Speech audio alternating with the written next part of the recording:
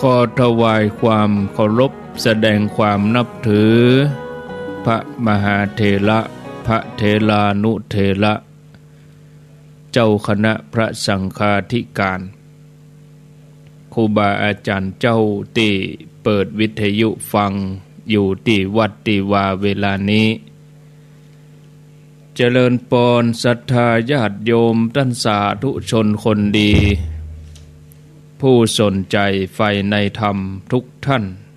ที่เปิดวิทยุฟังอยู่ที่บ้านที่จองที่หอที่เฮือนธรรมะสวัสดีสวัสดีเมื่อยามแลงนี้มาปะกันในรายการสาระธรรมยามแลงประจำวันจันทร์ที่30เดือนสิงหาคมพุทธศักราช2564วันนี้เป็นวันโกนศรัทธาญาติโยมวันพุธเป็นวันพระเป็นวันศีลวันนี้เป็นวันเดือน11เหนือแฮม7ค่ำเดือน11เหนือแฮม7ค่ำพร่ำว่าเป็นวันจันทร์เวลาบ่าย3 โมงเป็นต้นไปก็มาพบกับญาติโยมท่านสาธุชนคนดีทั้งหลายในรายการสาระธรรมยามแลงเป็นประจำทุกวันจันทร์เวลาบ่าย3 โมงถึง4 โมงรายการนี้ดำเนินรายการโดยอัตมภาพพระครูอภิวัฒนวิกรมวัดปากตังเจริญตำบลดอยหล่ออำเภอดอยหล่อจังหวัดเชียงใหม่เป็นผู้รับผิดชอบดำเนินรายการอยู่กับญาติโยมท่านสาธุชนคนดีทั้งหลายสัปดาห์ละ1 วันจันทร์ถึงศุกร์ทุกวันจันทร์ชั่วโมงที่2ก็จะเป็นท่านพระครูปรัตน์ณัฐพงศ์ทิตะวุฒศิริเจ้าอาวาสวัดดอนจันทร์ตำบลเวียงกะหลงอำเภอเวียงป่าเป้าจังหวัดเชียงรายเวลาบ่าย3นี่ก็เป็นเวลาที่ญาติโยมกินข้าวน้ำข้าวตอนเรียบร้อยแล้วแต่บางท่านนี่กำลังกินก็มีเพราะว่าข้าวเจ้าบางท่านก็บ่กินบางทีข้าวตอนก็บ่หิวกินข้าวตอน2 โมงไป3 โมงอีกก็มีคนเฒ่าคนแก่บางคนก็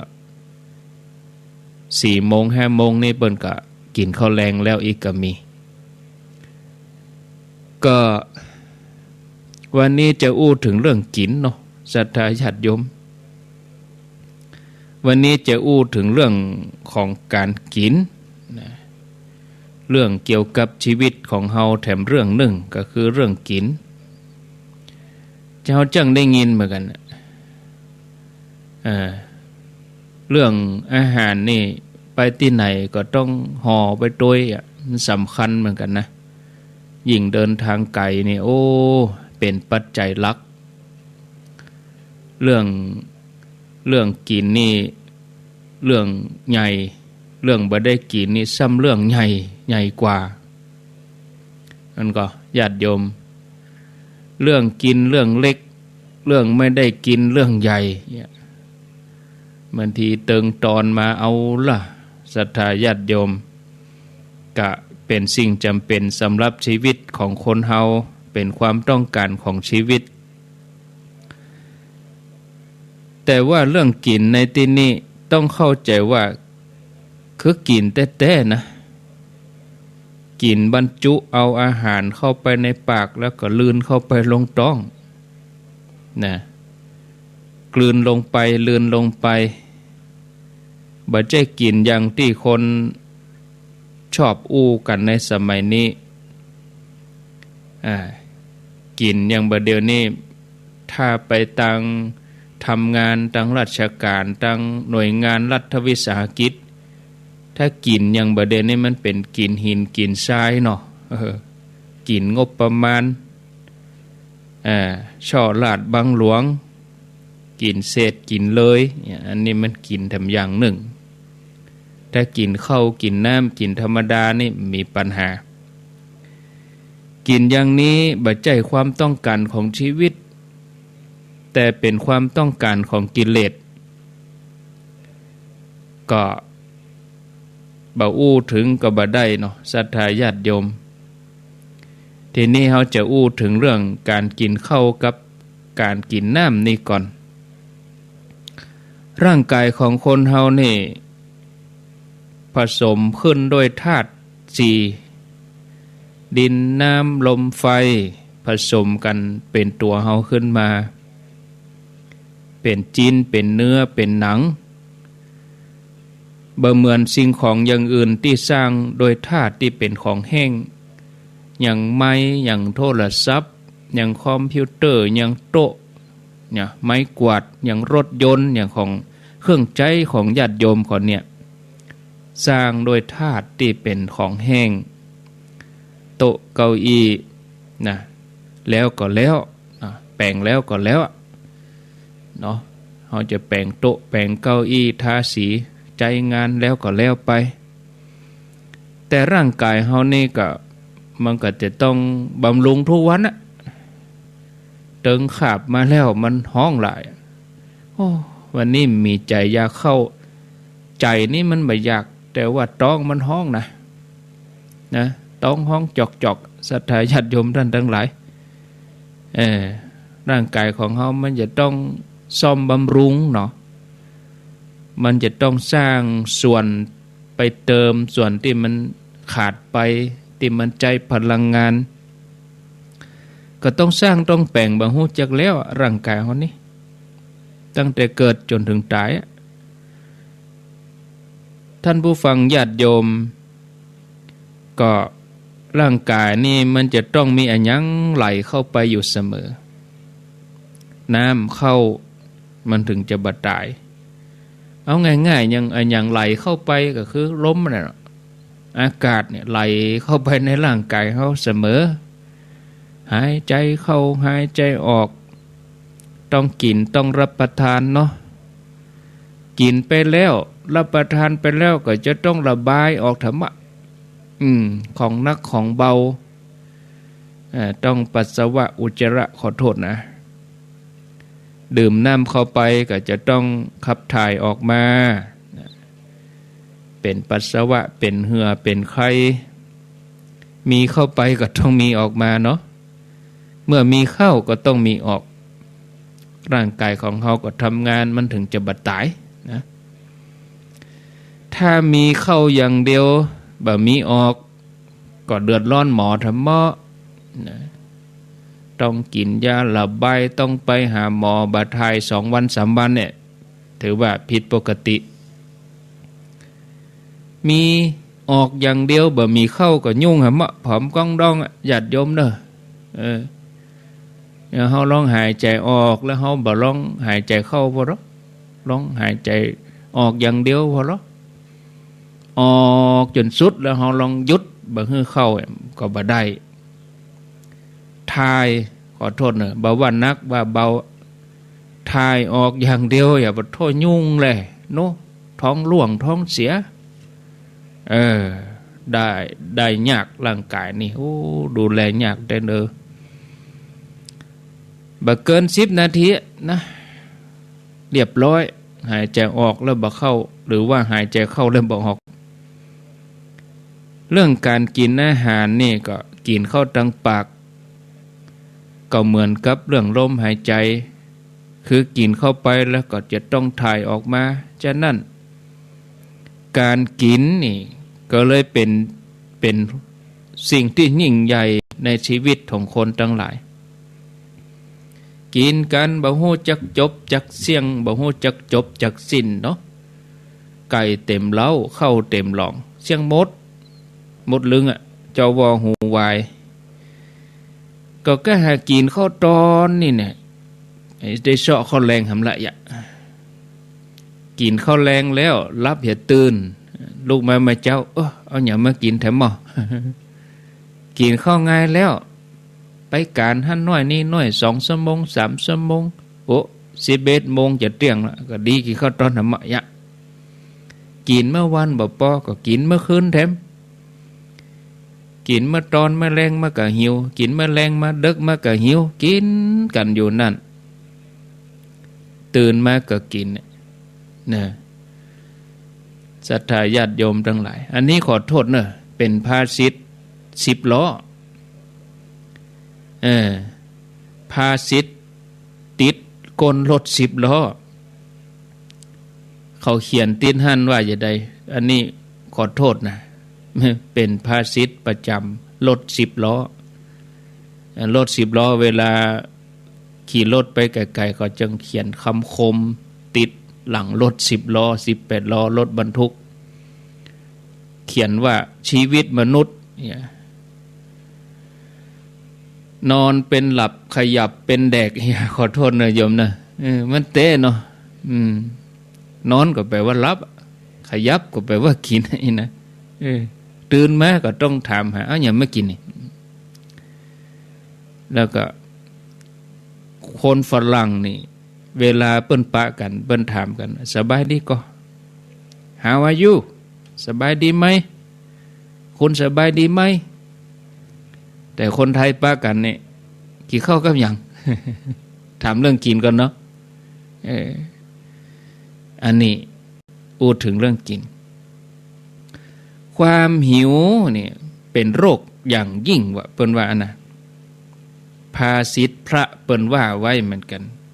ความหิวเป็นโรคอย่างยิ่งเนี่ยชิคัจฉาปรมาโรคาอีกแปลตรงตัวเลยความหิวเป็นโรคอย่างยิ่งหมายความว่ายิ่งกว่าโรคอื่นๆเลยจะยิ่งกว่าความหิวนี่มันบ่มีนะโรคอื่นๆอย่างโรคเจ็บหัวโรคเจ็บท้องโรคไข้โรคเมื่อยโรคตับโรคปอดโรคหยังกระจังโรคต่างๆนะแม้กระทั่งโรคโควิดเนี่ยบัดเต้าโรคหิวศรัทธาญาติโยมเนาะโรคหมู่นี้อย่างโรคเจ็บหัวโรคกระเพาะโรคความดันโรคอย่างบนนี้เมื่อเนี่ยเขาก็จะเป็นมันก็บ่สบายเมื่อยบางทีเป็นปีเป็นแรงเมื่อยเห็ดเตื่อแต่โรคหิวนี่เป็นตึงวันได้โรคหิวนี่มันมีตึงวันเนาะศรัทธาญาติโยมเนาะเจ็บหัวนี่ก็เมื่อไหนก็เป็นบางทีครบรอบปีหนึ่งเมื่อยบางปีนี่บ่มีเลยนะบางคน 2-3 ปีก็มีเหตุเตื้อครั้ง2 ครั้งบางทีก็เป็นหลายๆปีบุญแต่โรคหิวเนี่ยมีละใครตึงวันมีทุกวันเลยมีตึงวันโรคนี้มันกำเริบวันไหน2 เตื้อ3 เตื้อเนาะปีหนึ่งมี365 วันก็ลองคูณไปพอล้อเฮาโดนโรคหิวมารังควานรบกวนปันกว่าครั้งถ้าคนอายุ60เนาะก็จะโดนโรคหิวนี่กำเริบถึง 60,000 ครั้งก่อนนะ 60,000 กว่าครั้งนี่ศรัทธาญาติโยมทั้งหลายก็มีเรื่องเล่าเล่นสมัยตะก่อนนี่เป็นละอ่อนนี่เป็นหิ่งไฟกันหิ่งไฟหน้าหนาวนี่นะปะอุ้ยบ่มีทีวีก็จะมีเครื่องเดียวละมีหมู่บ้านหนึ่งก็มีบ้านไตบนเหเครื่องแล้วเป็นขาวดำเนอะวันธรรมดาอย่างเวลามื้อนิ่มได้พอจะพอทีวีก็ต้อง8 โมงก่อน2 ทุ่มก่อนดูแล้วไปนั่งหน้าจอพอทีวีแล้วเปิดเอากิมมันติไปกีบมอแบตเตอรี่กลัวถ้าว่าเจ้าของบ้านเตียวลุกไปเอากิมนั่นไปกีบตีมอแบตเตอรี่นะดีใจละเบิ้นจะเปิดทีวีเลยเนาะเปิดปุ๊บก็บ่ใช่ติดปั๊บนะทีวีมีเส้นอยู่ตัดกลางท่านก่อนแล้วก็แสงก็ออกมาเดี๋ยวแมงการ์ตูนออกมาละดีใจ จะได้พอละคร อันนี้อูถึงเมื่อก่อนนะแต่บัดเดี๋ยวนี้ทีวีนี่มีในมือถือเนาะมีในมือถือของกินอะไรยังมีในมือถือนี่มดจะกินอะไรยังนะคันนี้มีสตางค์สั่งปุ๊บส่งปั๊บเลยแต่ก่อนนี่ทีวีบ่มีก็หน้าหนาวเปิ้ก็มานั่งหิงไฟอู้กันมีเรื่องยังก็อู้กันเนี่ยก็อุ้ยสอนหลานเนี่ยอาตมาก็ยังจำได้อยู่ป้าอุ้ยเพิ่นตายไปแล้วพี่ตายป้าอุ้ยเล่าให้ฟังนั่งอู้กันกับมกต่างมก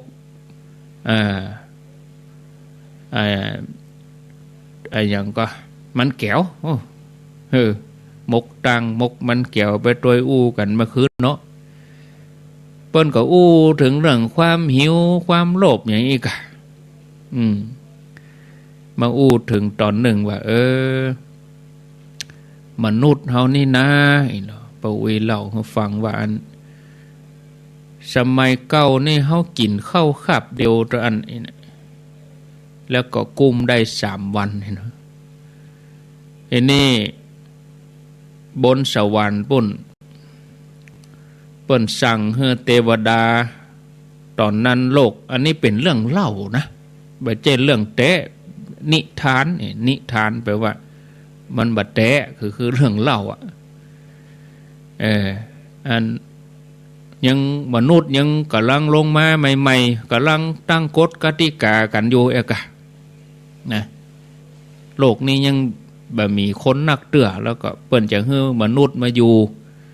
แล้วก็จะตั้งกติการ่วมกันนะเริ่มตั้งแต่เรื่องการกินนี่มนุษย์ก็มาแล้วทีนี้เปิ้นก็พญาอินทร์ก็สั่งเทวดาเนาะให้มาบอกมนุษย์ว่าเฮ้กินข้าวคาบเดียวเฮ้กุ้ม3 วันเนอะเทวดานี่เฮ้ไปเกิดเป็นพ่อใจแล้วก็เทวดาตนนี้เฮ้ไปเกิดเป็นแม่หญิงแล้วก็สั่งนักสั่งหนาเฮ้กินข้าวคาบเดียวปะละแล้วเฮ้กุ้ม3 วันเห็นนี่เทวดานี่กับฟังกลัวบ่ได้ลงมาเกิดพเลิศตกคันใดสวรรค์ลืมไปสมาตั้งกติกาทำไมว่าเฮ้อวันเดียวกินข้าว3 คาบนั่นตั้งหันมามนุษย์เฮาก็เลยได้กินข้าววันไหน3 คาบอีกวะทีนี้มดอายุไขกินข้าววันไหน3 คาบจนตายมดอายุไขปิกไปบนสวรรค์พญาอินทร์ถามโอ้อย่ามาไปเมินแต่ว่าก็ได้100 ปีแล้วลูกโอ้ก็วันเดียววันเดียวของสวรรค์เท่ากับ100 ปีเมืองมนุษย์โอ้ไปวันหนึ่งปิ้งมาแล้วเนาะพญาอินทร์ก็ว่าสั่งกรรมไปปฏิบัติจะได้พ้องโอ้พญาอินทร์บอกว่าเฮ้อกินเข้าวันไหน3 คาบพญาอินทร์ว่าโหไปใจจะได้มันก็เปลืองอากาศต่อไปมนุษย์จะนักนะโลกเนี่ยบนโลกนี้มนุษย์จะนักเราอาหารจะบ่พอตัวข้าบ่ได้สั่งอย่างนั้นข้าสั่งเฮ้อวันหนึ่งเฮ้อกินข้าวคาบเดียวแล้วก็กุมไป3 วันนี่บ่ใช่กะเฮ้อกินคาบเดียวแล้วเฮ้อกุม3 วันแล้วไปเนี่ยยายไปบอกจะได้ขออภัยลืมว่ะกลัวบ่ได้ลงไปเกิดว่ะพเลิศคันใดเลยไปบอกให้มนุษย์ว่ากินข้าววันไหน3 คาบนั่นโอ้ก็บอกให้ว่ากินคาบเดียวกุม3 วันซ้ำไปปีนว่ากินวันไหน3 คาบโอ้บ่ได้ไปปิกไปใจกำไปเกิดเป็นควายเนอะวะเทวดาตนนั้นเลยได้ไปเกิดเป็นควายไปไถนาให้มนุษย์ไปไถนาแปลงเข้าให้เขาไปจำเป็นให้ลงมาเกิดอันนี้ปู่วิเล่าอย่างนี้จำต้องฮอดบัดเดียวก็มาเล่าให้ญาติโยมเขาฟังเนี่ยก็มาอู้ถึงเรื่องความหิวพดไปแผ่วเรื่องปุ้นก่อนก็เกี่ยวเนื่องกันเนาะเกี่ยวเนื่องกันโรคเจ็บหัวโรค ไข้โรคเมื่อยนี่ก็เมินในเป็นเตื้อแต่โรคหิวนี่นะกำเริบทุกเวลามันบางทีมันก็บ่เลือกเวลาเหมือนกันมาเจ้ามาตอนมาแรงมาค่ำมาดึกเนาะท่านผู้ฟังญาติโยมท่านทั้งหลายถ้าเฮาเกิดฮือดีแล้วคนในโลกนี้เป็นโรคป่วยหมดนะป่วยเป็นโรคหิวเนี่ยประการที่สองโรคอื่นๆเนี่ยเมื่อเฮาเป็นมาแล้วเฮาก็ไปหายุกหายาไปหาหมดหาหมอเนาะเสาะยุกยามากินก็หายอย่าเมินไหนก็จะปิกมาแหมเตื้อจะเป็นแหมเตื้อโรคบางอย่างบางทีมันบายามันก็หายคนเดียวได้บางทีก็เนี่ยพักผ่อนพอให้พอดีก็หายเนี่ยศรัทธาญาติโยมอย่างบางทีตอนกลางเดือนนี่ป่วยเนาะบ่มีเงินรักษาขอไปรักษาต้นเดือนหน้าเงินเดือนออกเหี่ยก่อนก้อยยุกก้อยยาอีกก็ได้มันก็กินยาไปก่อนแต่โรคหิวนี่มันรุนแรงนะรักษาต่อได้ก็บ่หายขาดหายแล้วก็เป็นแถมเนี่ยเป็นมดบอกว่าวันนี้พกพระเนจรเศรษฐีสะข่วยพระสงฆ์องค์สังฆเจ้าญาติโยมเป็นมดอะโรคหิวนี่ความหิวเป็นโรคอย่างยิ่งจำเป็นที่จะต้องรักษาตรงนั้นวันนั้นเวลานั้นเลยทีเดียวถ้าคืนบ่รักษาก็เป็นเรื่องหามะกองข้าวน้อยข้าแม่ก็มีมาแล้วเนาะเพราะความหิวเนี่ยพัดวันประกันพรุ่งก็บ่ได้ฉะนั้นท่านผู้ฟังโรงยารักษาโรคอย่างอื่นนี่ก็มีโรงยาประจำอำเภอโรงยาประจำจังหวัดเปิ้นก็มีที่ในแห่งสองแห่งแต่โรงยารักษาโรคหิวจะต้องมีทุกหลังคาเรือนโรงยารักษาโรคหิวก็คือโรงครัวนี่นะตู้เย็นนี่นะเพราะกูคนที่ประกอบขึ้นมาเป็นครอบครัวเป็นคนป่วยทั้งนั้นมีสามีก็หิวมีภรรยาก็หิวมีลูกกี่คนก็เป็นโรคหิวหมดยิ่งถ้ามีลูกสมัยถ้าหิวเนี่ยจำเป็นต้องกินประเดี๋ยวเนี่ยคุณสุภาพสตรีทั้งหลายทุกคนใหญ่ขึ้นมาเป็นหนุ่มเป็นสาวจากนางสาวเป็นนางก็ต้องฝึกเป็นหมอเป็นพยาบาลรักษาโรคหิวนี่จากอยู่กับพ่อกับแม่แยกตัวมาแต่งงานก็ต้องมาเป็นหมอรักษาโรคหิวฮือสามีครอบครัวตัวเองโอ้แม่เจ้านี่เขาจะรับสักกรรมไปได้รับจำเป็นต้องลุกนึ่งเข้าเมื่อก่อนเขาอยู่คนเดียวเขาก็รับสบายนั่นนะแต่บอกกองมีครอบครัวแล้วเนี่ยต้องฝึกเป็นหมอเป็นพยาบาลเพื่ออย่างเพื่อจะกำจัดความหิวนะเนาะที่อู้มาอย่างนี้ก็เพื่อจะจี้ให้หันว่าการกินนี่ก็เป็นสิ่งจำเป็นสำหรับมนุษย์เฮาศรัทธาญาติโยมเพราะเป็นการบำบัดความหิวซึ่งเป็นโรคประจำตัวของเฮาอยู่แล้วท่านผู้ฟังญาติโยมท่านสาธุชนอันนี้พิจารณาถึงเรื่องความหิวถึงเรื่องปากท้องก็ลองมาพอเรื่องทุกข์เพราะปากลำบากเพราะใจนี่หรอเนาะในเรื่องของการอยู่กับคนในเรื่องของการอยู่กับสังคมเนี่ยในส่วนของร่างกายเฮานี่เฮาก็จะปกครองนี่เฮาก็ลำบากเหมือนกันนะป ปกครองลำบากนะร่างกายเขาเนี่ยลำบากที่สุดแบบมีอะไรอย่างเกินปากนี่นะปากของเขาเนี่ยยุ่งยากที่สุดนะมันก็บาใหญ่บาโตเหมือนปากเหี่ยวเหมือนปากทะเลเนาะแต่ปากคนเฮาเนี่ยโอ้เฮาเอามือมายุบพอมันก็มอกฝ่ามือบ่ได้โอ้นะเป็นปั้นอ่ะศรัทธาญาติโยมเนาะโอ้จอวอหูวายแต่มันยุ่งยากนะเติมบ่เต็มสักเตือถ้าเป็นปากคนธรรมดาสามัญก็ยังแค่น้อยกินข้าวแล้วกินน้ำแล้วก็ธรรมดาอิ่มแล้วก็รับแต่ถ้าเป็นปากพิเศษนี่เนาะปากที่แบบใจปากสามัญปากพิเศษนี่ยุ่งยากก็จะต้องมีอย่างอื่นเข้ามาใส่ให้มะกินข้าวป้อเสาะอย่างอื่นเข้าใส่แถมเนี่ยของแก้เจ็บหลังเจ็บเอวเนี่ยศรัทธาญาติโยมท่านทั้งหลายอันนี้ก็เกิดว่าปากตึงปากเดิมๆของเฮาแต่นี่ก็ฮับมาจากพ่อจากแม่ผู้บังเกิดเก้าเนาะก็ดีกว่าปากแบบเดิมนี้นะเลี้ยงง่ายเมื่อก่อนคนเฒ่า2 คนพ่อแม่เลี้ยงเฮานี่ง่าย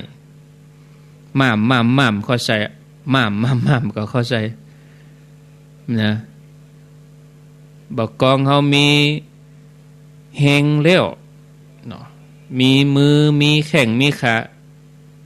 ก็ยังมากินยากไปติกแต่ก่อนนี่มันกินง่ายนี่ม่ามเข้าก็กินกล้วยก็กินบัดเดี๋ยวนี้มันอย่ามากินยากไปเนาะศรัทธาญาติโยมโอ้พ่อแม่เลี้ยงสมัยแต่ก่อนนี่ง่ายหมอกเอามากระเดียวป้อนเข้ากระเดียวก็รับนะมาเสียตอนใหญ่นี่แต่ลืมตัวไปเลยศรัทธาญาติโยมทั้งหลายมันลูกติดไหนมาบอกฮู้เมื่อก่อนนี่กินข้าวกินน้ำก็กินได้กินมาตั้งแต่น้อยจนถึงใหญ่บอกกองมีปากยักษ์ขอโทษนะปากยักษ์ปากผีสิงเข้ามากินซะปะหมูเฮ็ดเป็ดไก่ลูกเมียจัดสำรับกับข้าวไปเต็มโต๊ะบริบูรณ์ก็ยังว่าบ่ถูกปากเตื้อบ่ยอมกินมันบ่เจริญอาหารมันบ่ย่อยอาหารมันบ่ย่อยก็จะต้องมีอันหยังเข้าใส่ให้มันย่อยสักหน่อยนี่นะที่สุดศรัทธาญาติโยมจะอู้กันกับเจ้าหมู่เจ้าฝูงให้มันม่วนสนุกสนานให้มันปากอู้กันดีๆก็บ่ยอมก็จะต้องขออันหยังมาเส้นสวงต้องมีอันหยังเข้ามาเติมอันมันอู้กันบ่ม่วนก็เลยต้องมีอันหยังเข้ามาก็ลำบากศรัทธาญาติโยมท่านทั้งหลายอันนี้คือเป็นปากยักษ์ปากผีสิงปากยักษ์ก็คือกินสปะปากผีก็คือผีอบายมุขสปะนะศรัทธาญาติโยมท่านหลายก็ยังมาเอาปากเทวดามาพอกเนาะปากเทวดาศรัทธาญาติโยมถ้าเราพิจารณาดีๆนะเรื่องอย่างนี้นี่เราฟังพอก็เหมือนจะม่วนนะแต่นี้เราลองมาตรวจพอตัวเองลองมาตรวจตราตัวเองพิจารณาตัวเองว่าเราพร้อมที่จะปลีกตัวออกห่างจากสภาพแวดล้อมนั้นก่อจะไปปล่อยให้ปากผีปากยักษ์เข้ามาสิงกูคนนี่สามารถพิจารณาด้วยตัวเองหรอกปากของเฮานี่มีไว้สำหรับกินอาหารนะแต่กินจนตกเป็นทาส มันก็ผิดการกินที่ผิดมีอยู่นักเป็นต้นว่ากินบ่ฮู้จักประมาณกินของบุตรของเน่าลูกกันกินลักกันกินโกงกันกินบ่มีมารยาทโอ้เรื่องกินนี่มีแถมนักนะศรัทธาญาติโยมให้นึกไว้เสมอว่าการกินก็กินได้ทุกคนแต่บ่ใจกินจ้างกู้คนได้ดีเพราะกินก็มีได้เป็นคนเพราะกินก็มีเสียคนเพราะกินก็มีจะขึ้นสวรรค์ก็ว่าลงมโนภพก็เรื่องกินเนี่ยนะเป็นเรื่องที่จะต้องสนใจเอาแล้วเนาะพอเวลาแล้วก็3:37 นาทีศรัทธาญาติโยมสรุปว่ายังได้ก็ตามการกินนี่เป็นเรื่องเล็กการบ่ได้กินนี่เป็นเรื่องใหญ่การกินก็เป็นเรื่องใหญ่สำหรับชีวิตนะตึงคนดีคนบ่ดีตึงคนพาลนักปราชญ์บัณฑิตก็ยอมรับกันทั่วไปแต่ในความคิดของแต่ละคนนั่นน่ะอาจจะบ่เหมือนกันคนพาลหันว่าการกินเป็นเรื่องสำคัญก็เลยเนี่ยกูอย่างเพื่อการกินแม้ว่าจะต้องทำความชั่วก็นึกให้อภัยตัวเองก็เลยปรากฏบางคนก็กินจนเสียตัวกินจุกกินจิกกินของเน่าของเสียกินจนเกินประมาณกินจนเสียชื่อเสียงกินมุมมามกินบ่มีมารยาทลักกินซ่อนกินอันนี้เปิ้นว่ากินจนเสียคนขโมยเปิ้นมากินโกงเปิ้นกินโป้นเปิ้นกินแต่ส่วนนักปราชญ์บัณฑิตหันว่าการกินนี่เป็นสำคัญเหมือนกันเปิ้นมีสติระมัดระวังบ่พลั้งพลาดบ่เสียชื่อเสียงบ่เสียคนฉะนั้นใครจะกินอันยังก็จนถ้าหากว่าจะกินแล้วก็อย่าเสียตัวเสียชื่อเสียคนศรัทธาญาติโยมอันนี้เรื่องกินนะโลกที่เฮาอยู่ถึงวันนี้จะว่าโลกมนุษย์หรือว่าโลกเดรัจฉานอันใดนักเหลือกันก็ยากเหมือนกันเนาะเพราะว่าต่างก็ต้องอาศัยกันตั้งแต่ดึกดำบรรพ์มาแล้วต่างฝ่ายก็มีวิถีของแต่ละชนิดสัตว์เดรัจฉานเปิ้นก็เขาก็มีวิถีของเขามนุษย์เฮาก็มีวิถีของมนุษย์เฮานะแล้วก็บ่มีหลักฐานแสดงให้เชื่อได้ว่าฝ่ายไหน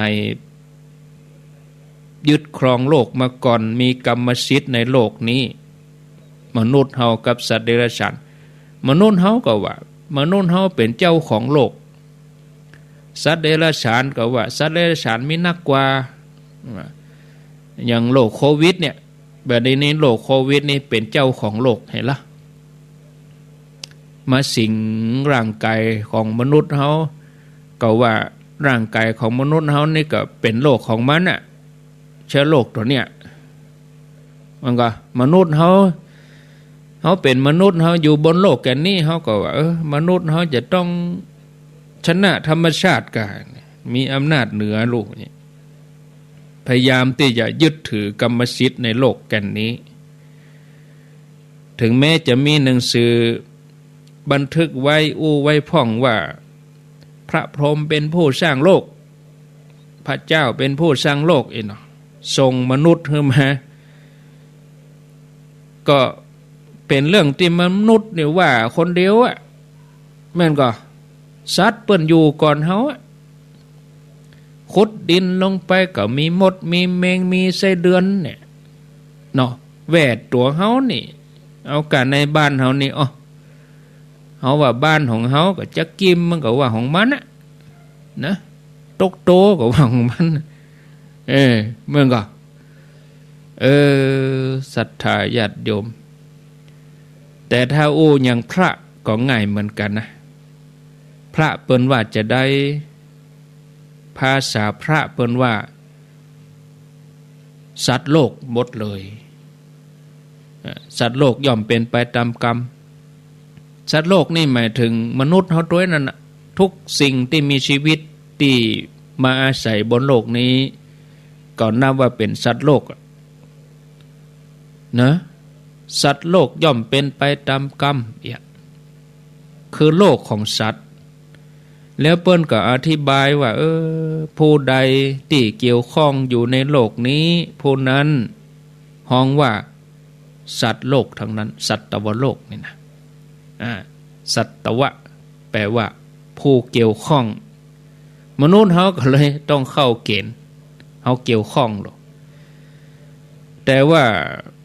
คนทั้งหลายฮ้องมนุษย์ว่าคนแล้วฮ้องสัตว์เดรัจฉานฮ้องเดรัจฉานว่าเป็นสัตว์เลี่ยงบาลีหน่อยเนาะศรัทธาญาติโยมแต่ก็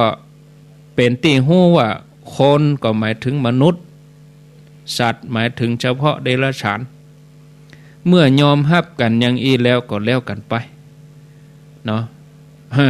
ภัยเบาภัยบดีไปกว่ากันถึงเวลาก็จากโลกนี้ไปหมดแหละแล้วแต่อายุแล้วแต่ช่วงวัยสัตว์เขาก็มีอายุของเขายุง7 วันก็เหมือน70 ปีของเขา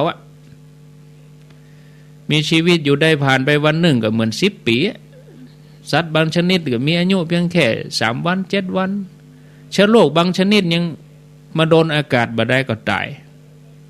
มันก็ยมมนุษย์เฮานี่โดยเฉลี่ย80 ปีที่สุดมาก็จะต้องไปบนเส้นทางเดียวกันหมดนะไผก็บ่เหนือไปกว่าไผนะคืนธรรมชาติหมดถ้าเฮาเกิดฮือดีๆแล้วเนี่ยญาติโยมแล้วก็เคยฟังมาพ้องแล้วเหมือนกันท่านผู้ฟังญาติโยมก็คงจะเคยฟังว่า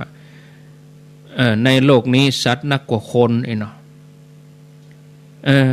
แต่อย่างที่ยกตัวอย่างมาตะกี้เอาในบ้านเฮานี่ก็แล้วกันเฮาก็ตีฮะว่าในบ้านของญาติโยมมีอยู่10 คนเนาะในครอบครัวเป็นครอบครัวใหญ่มีพ่อมีแม่แล้วนะแล้วก็มีอุ้ยมอนมีอย่างแฮมกับตีเป็น10 คนเนาะแล้วนี่เฮาก็ลองนับพอสัตว์เดรัจฉานเรามีตัวใดไก่มีกี่ตัวเป็ดมีกี่ตัวแมวมีกี่ตัวหมามีกี่ตัวหมูมัดหมูเม้นหมูกำปุ้งหมูยุงเน่หมูมดน่ะที่หมูอันอย่างจักเข็บแมงป่องหมูมิ้นหมูอย่างบะเห็บบะเห็บที่มันอยู่มันพบซ้อนพบเนาะมาขอโทษเป็นสัตว์เดรัจฉานมีบะเห็บไก่ก็มีเม้นอยู่หั่นซ้อนกันอยู่หั่นนี่นักเท่าใดเนาะบนเพดานก็มีจักกิมมีตกโตมีมดมีอย่างแหมเท่าใดเป็นเท่าใดยิ่งถ้าคนใดคนหนึ่งเกิดเป็นเห่าแม่แถมเห่ามีบนหัวนักกว่าคนถึงบ้านแถมโอ้สัตว์เดรัจฉานนี่แซงเฮาละล้ำหน้าเฮาไปละถ้าจะว่ากันยังบ่เกรงใจนี่นะศรัทธาญาติโยมตามที่เปิ้นสอนไว้เป็นธรรมะเปิ้นก็ว่านักเข้าไปแถมนะเปิ้นสอนว่าตัวเฮาก็คนหนึ่งเนี่ยสมมุตินะบัดสมมุติเป็นความจริงกันแล้วกันร่างกายของคนเฮาคนหนึ่งเนี่ยมีพยาธิที่อยู่ในตัวเฮานี่มีกี่ชนิดในตัวเฮาเนี่ยพยาธิตัวกลมพยาธิตัวแบนพยาธิตัวสั้นตัวยาวตัวตืดตัวพยาธิสปะเนาะเอาไปหู้จะได้มันเอี่ยวไปเต็มหมู่ร่างกายเฮาเนี่ยเดี๋ยวกับพยาธิขึ้นนั่นขึ้นนี้ มันเอี่ยวมันเอาร่างกายเฮาเป็นถนนน่ะวันดีขึ้นนี้ก็สดขึ้นสมองเอาพยาธิตัวจี๊ดขึ้นสมองตายอ่องคนตายอ่องละเนี่ยญาติโยมมันยึดเอาร่างกายของเฮาเป็นที่กินที่นอนเป็นที่พักผ่อนเป็นห้องท่วมเป็นสวรรค์นี่เป็นห้างสรรพสินค้าวันดีคืนดีกึดจะไปเอวตับก็ไปจะไปเอวปอดก็ไปเนาะเป็นที่เอวที่กินเห็นล่ะเป็นที่ทำมาหากินแล้วบางทีก็เอาร่างกายของเขาเป็นที่สู้ฮบกันนะหมู่เชื้อโรคหมู่พยาธินี่ร่างกายที่เฮาถือว่าเป็นของเฮาแท้ๆเฮาถือว่าเป็นกรรมสิทธิ์ของเฮาแต่เพียงผู้เดียวนะแต่หมู่บรรดาพยาธิทั้งหลายโรคภัยทั้งหลายมีถึง32ภาษาคืออาการ32เนี่ยยึดถือศรัทธาญาติโยมเพียงโลกแก่นนิ่งเขาอาจจะแบ่งเขตแบ่งอาณาเขตจังหวัดอำเภอจัดสรรที่ดินเพื่อสงเคราะห์ช่วยเหลือกันแต่ในหมู่นั้นนี่เขาอาจจะมีการฮื้อทุนเนาะเพื่อไปเอวรอบโลกเหมือนกับคนเฮานี่ก็ได้เนาะใครจะไปหูหมอก็เคยบอกหรอศรัทธาญาติโยมตัวพยาธิบางชนิดอย่างที่บอกพยาธิตัวจี๊ดมันเอวไปโผล่ที่หั่นที่นี่3 เดือนพดออกติดฝ่ามือเนี่ย3 เดือนก็เดี๋ยวพดออกที่ฝ่าเท้าก็เดี๋ยว2 เดือนไปตั้งหน้าพดออกที่แก่นตาแหม2 ปีปิกมาบ้านหลังเก่าถ้าเป็นคนในห้องว่าโอ้ได้รับทุนท่องเที่ยวเนาะปริมาณคนกับสัตว์เอาก้าสัตว์ในตัวเฮาเนี่ยก็มีนักละศรัทธาญาติโยมถ้าเฮาเกิดรวมถึงโลกจะเท่าใดโลกนี้ควรจะเป็นของคนหรือว่าเป็นของสัตว์กันแน่ถ้าลงคะแนนอย่างเปิ้นหาเสียงกันอีนะลงคะแนน1 สิทธิ์ 1 เสียงมนุษย์เฮาการสัตว์เดรัจฉานที่นี่นะญาติโยมบ่ได้เพ้อเจ้อบ่ได้พร่ำเพ้อนะแต่เพียงแต่ญาติโยมได้ฉุกคิดได้พิจารณาสักหน่อยหนึ่งถ้าเฮาอยู่ในห้องของเฮาคนเดียวนะถึงจะบ่แต่งเนื้อแต่งตัวอันยังก็บ่มีไผว่าหยังเฮาขอโทษหน่อยเฮาจะคดถวายไงองค์ตีน จะนั่งยังได้ก็แล้วแต่เฮาสะดวกแต่ถ้าเฮาลองไปอยู่กับหลายคนดอกนะยิ่งถ้าคนแปลกหน้าแปลกตาเฮาก็ต้องย่องตัวเก่าแถมแล้วต้องพิถีพิถันนี่เนาะโลกนี้เฮาอยู่ด้วยกัน2 กลุ่ม2 พวกคือพวกเฮากับพวกเขาการพิจารณาตัวเองนี่เป็นสิ่งจำเป็นนะศรัทธาญาติโยมไปกับเวลาหมดแล้วนี่เอาแต่อีก่อนบ่เนาะวันจันทร์หน้าเฮาก็มาว่าต่อ15:50 นาทีวันนี้เอาตึกตะอีก่อนไปก็ม่วนไปติ๊กๆนะญาติโยมนะธรรมะนี่มีที่สิ้นสุดเป็นธรรมะแบบฉบับง่ายๆเนาะฟังนะเอาเนอะตอนนี้พอเวลาแล้วก็พอดีแล้วนะจะได้หับสายจาก่อนจะหับสายจานี่ก็ประชาสัมพันธ์เสียเล็กน้อยญาติโยมท่านสาธุชนนะวันที่14 กันยายนเนาะ ต่างคณะทำงานม่อนพระศรีสองเมืองเปิ้นจะตานทำตานสังฆทานตานขันเข้าในวันที่14กันยายนเดือนหน้านี่เนาะเป็นวันเดือน12ออก8ค่ำเพื่อจะทำบุญอุทิศแด่พระเดชพระคุณพระสุนทรปริยัติวิกรมหรือว่าท่านเจ้าคุณอาจารย์มหาทรัพย์นรินทร์โทแล้วก็พระเดชพระคุณพระเทพวิสุทธิคุณอดีตเจ้าคณะอำเภอดอยสะเก็ดอดีตเจ้าคณะจังหวัดเชียงใหม่ซึ่งพระเดชพระคุณทั้งสองรูปนี้เป็นผู้ที่ริเริ่มในการสร้างม่อนพระศรีสองเมืองที่ดอยนางแก้วแล้วก็จะมีการทำบุญอุทิศทานธรรมให้กับญาติพี่น้องผู้ที่สัญจรไปมาถึงแก่กรรมบนเส้นทางถนนสายดอยสะเก็ดเวียงปะเป้าดอยนางแก้วนี่นะในวันที่14ตลอดทั้งวันทยอยไปเนอะญาติโยมบ่ใช่เป็นการกิจกรรมรวมกลุ่มอันใดคนบ่นักมากมายคือเฮาไปตานแล้วก็ปิกตันแล้วก็ปิกจูดโล่นจูดโล่นนะวันที่14ตั้งแต่9 โมงเกิงจนถึงเวลา 17 นาฬิกาคือ5 โมงแรงก็ขอบคุณที่ FM 104.50 ล่วงหน้าเนาะเปิ้นจะถ่ายทอดให้ญาติโยมได้รับฟังได้รับชมทั้งภาพและเสียงแล้วก็เครือข่ายขึ้นสีขาวทุกสถานีญาติโยมบ่ได้ไปก็อยู่ที่บ้านก็ติดตามรับฟังได้ที่ FM 104.50 วันที่14กันยายนเนาะเอาละใครจะโทรอู้จาก็ขอเจริญปอนเข้ามาที่หมายเลขโทรศัพท์0998366322อ้าวโทรเข้ามาเจริญปอน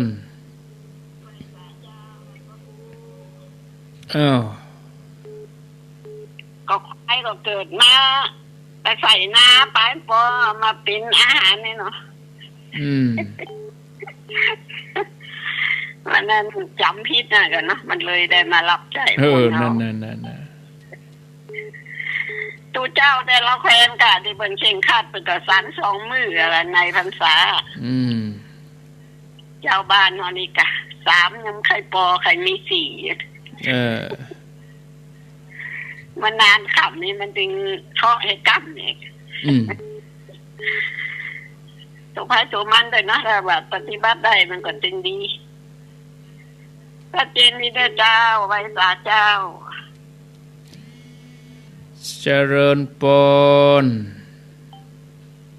ไว้สาเจ้าโทษจากที่ไหนจากแม่แตงจากอินทหินแม่แตงเจ้าแม่แตง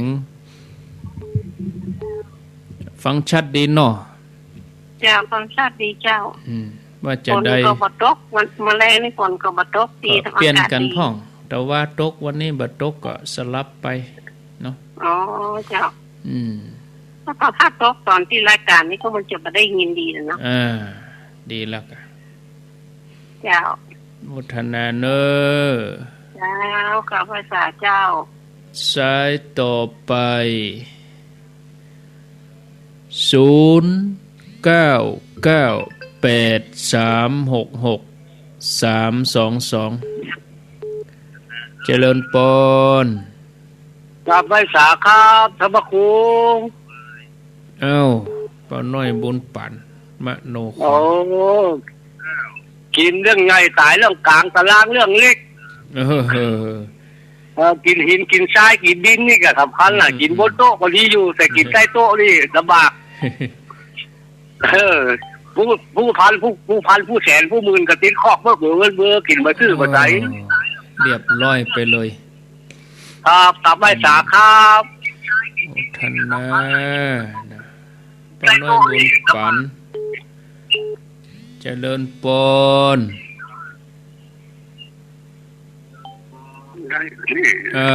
ติดแล้วยังได้นี่วะได้ยินอู้อยู่เจริญปนกลับไปสาอาจารย์เจ้า อันนี้ฟังธรรมะนี่มวนเพลินไปเลยมนุษย์นะนี่ถือว่าเรื่องกินนี่เป็นเรื่องใหญ่จ้ะบางคนนะไปเจาะกินเพียวปูอลาสก้าแถวเชียงดาวตู4 ปัน5 ปันก่อนโอ้คนที่เขาไม่ไปส่งไปคอยเขาก็ถือว่าสักแต่ว่าได้กินนี่ค่ะกับมนใจแล้วเราเจ้าพระอาจารย์เนาะความสุขของแต่ละคนเนาะถ้าเปิ้นพร้อมก็เปิ้นก็ทำของเปิ้นไปนะจ้าบางคนนะก็ถือว่าโกงกินนั่นแหละมันจะมีความสุขเหรออยู่ได้มีความสุขแต่ในเมืองคนนะเจ้าพระอาจารย์แต่โลกภายหลังความตายแล้วมันจะสุขขนาดไหนเนี่ยเจ้าเท่ากลมเขาก็เปิ้นเนาะแต่ว่าโยมถือว่ามีความสุขขนาดและการจะถึงจะได้ไปสู่สวรรค์มันจะอยู่อบายภูมิเลยเจ้าพระอาจารย์เจ้าท่านนะสาธุสายต่อไปอันนี้ป่าเศร้าละปูนเจริญปนไปสาพระอาจารย์โทษจากที่ไหนเจดีย์3 ยอดจำเสียงก็ได้เจดีย์3 ยอดป่อบุญตันป่าไหลวังเต็กหลุดท่านพยายามเอาค่ะติดแล้วลูกเดี๋ยวธรรมะของท่านก็เข้าใจดีในวันนี้นะโมทนาเนอก็ได้ฟังกัน70,000แล้วเนาะท่านไปใส่ท่านเนอมีกู้วันจันทร์เหรอทุกองค์ต้องมีกู้วันจันทร์เว้นแต่ติดภารกิจเจริญปนครับไว้สาครับท่านพระครูปออนุวัตหนองจ้อมหนองจ้อมเนาะหนองจ้อมครับต้องปุ้นชัดเหมือนเดิมปกติกันเต็กสายเป็นโนเป็นทิพย์แต่พยายามแต่รุ่นครับพยายามแต่นี่นะครับขอบคุณเนอะครับผมมีกำลังใจแล้วต้องขอบครับมีสุขน้องจ้อมเจริญปนจากไหนเจ้ากลับมาจากเจ้าท่านพระครูไม่สุเกียศิลปรสิเตียมันห้องละปูนเด้อธรรมะท่านพระครูเมื่อแรงนี่นะว่าแถมกระทูกแถมกู้อย่างเจ้าแม่นโมระเจ้าเขาเนาชะหมอยมาเดียวเมื่อก่อนอย่างท่านพระครูว่าเนี่ยกะความมั่งข้าวกับโก้ยกินแล้วก็คือแล้วบัดเดี๋ยวนี้มันมาแล้วเจ้ามันไม่ทันสมัยแถมกระทูกแถมเด้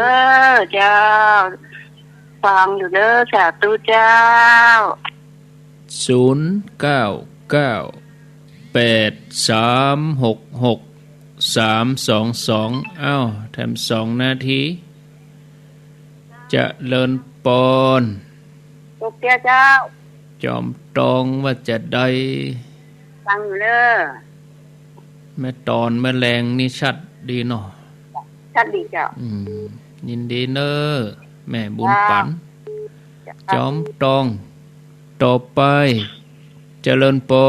นติดแล้วโหลติดแล้วเนอเมื่ออูก็สายใหม่มาเจริญปนติดแล้วเนาะเจ้ากลับมาแชร์เจ้าจอมตองพุทธนิมิต